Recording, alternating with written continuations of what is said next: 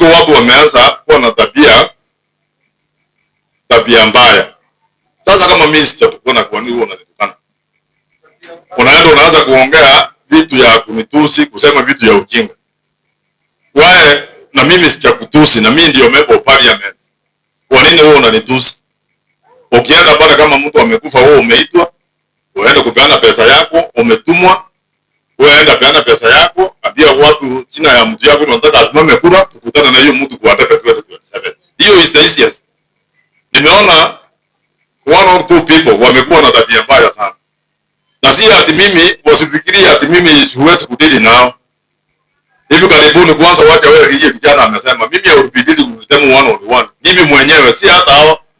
Mimi nitakuja mpaka kwako nielezo uniambie nini nimekufanyia yeye nafanya wewe unaenda kututusi. Na mimi nitakuja na vijana wangu nikuweke viboko. Hakuna Kiswahili kingine iko hapo. You can imagine mtu anasimama na kama wewe hujatumwa na ile mtu anasimamia kuenda kunitusi, kwa nini unanitusi? Why? Is it making sense? Si mimi nafanya kazi yangu nimechaguliwa. Na mimi najua kazi nafanya for 5 years. Si ukuje tukutane na wewe kwa tepe, kwani mimi hii kura nimechukua tangu 2013. Si nilikuwa nashinda? Ama nafikiri mimi nilikuwa napita mlango ya nyuma nikakuwa mheshimiwa. Nilikuwa naongea na watu hapa wanapewa kura. Ndio mimi naendelea kujikaza nifanye kazi nzuri ili watu walinichagua waendelee kunipigia kura. Na wale hawakunipigia kura waone mimi nafanya kazi nzuri wanipigie wakuwe wengi. Nilianza kuchukua kura 2013 nilipata 19,000 votes kuchukua na wakina Maisipa. 2017 nikapata 29. 2022 nilipata 34.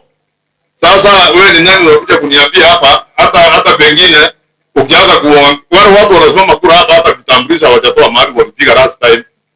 Tukianza kuangalia hapa. So hiyo watu wanapita hapa wananiambia sababu kwa mizati ati wacha nini, hiyo ni vitu ya ujinga nikwambie. Na mimi nakasirika sana kwa sababu hakuna mtu nimekosea. Sasa mimi nimepeana pesa ya serikali vile inatakikana. Ukikuja unianza uniambia Rama nipe pesa yangu na wewe si rafiki yangu nikataa, iko shida. Si ni pesa yangu.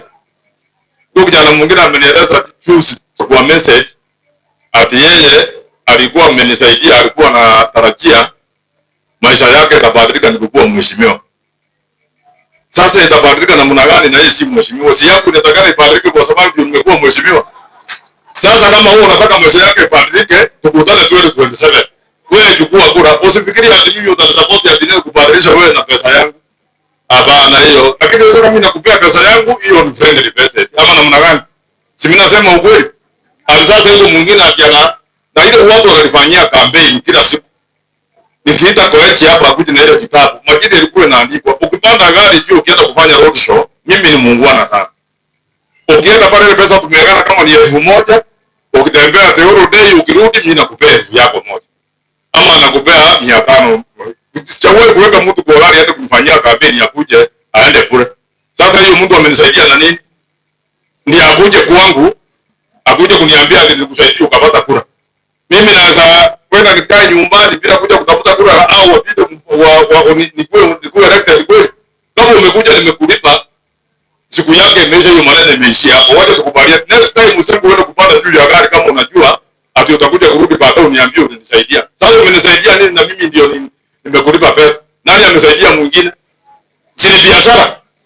Ni biashara, siwezi kukuweka utembee Teoro Day alafu nikueleze kuambia kama nimekulipa na mimi nimechukua kura. Sasa pesa yangu ile neno kupata mshahara huo unatokea wapi? Si yangu. Wacha tuwaambiane ukweli hapa leo. Kwa hivyo vijana wanapita hapa round wanasema tukaingia kwa gari, wewe uliingia kwa gari kuimba, unaniimba na mimi nakulipa sasa jioni. Alafu nikikulipa sasa jioni, contract yangu na wewe inafanya nini? Inaisha. Sasa nikuchukua kura usianze kuniambia ninaenda kubadilisha maisha yako. Kubadilisha maisha yako ni zaidi mimi nasakuja hapa nikupee pesa kama hii napeana hapa leo. Nisipeleke iende kwingine.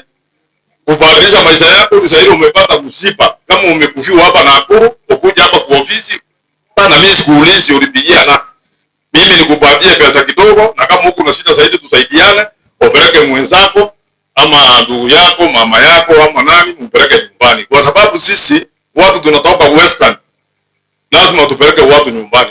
Anilaidu wa Kikuyu, unajua Kikuyu ni hapa cemetery. Sasa nyinyi watu kutoka Western, wa Kisii, wa Ruya, wa Jaruo, lazima tusaidiane tupeleke watu wetu wapi? Nyumbani. na Wakikuyu si wengi wanapeleka huku nyumbani, hata wanaenda nyumbani pale bado tunawasaidia, kama wanaenda hapa chini bado tunawasaidia.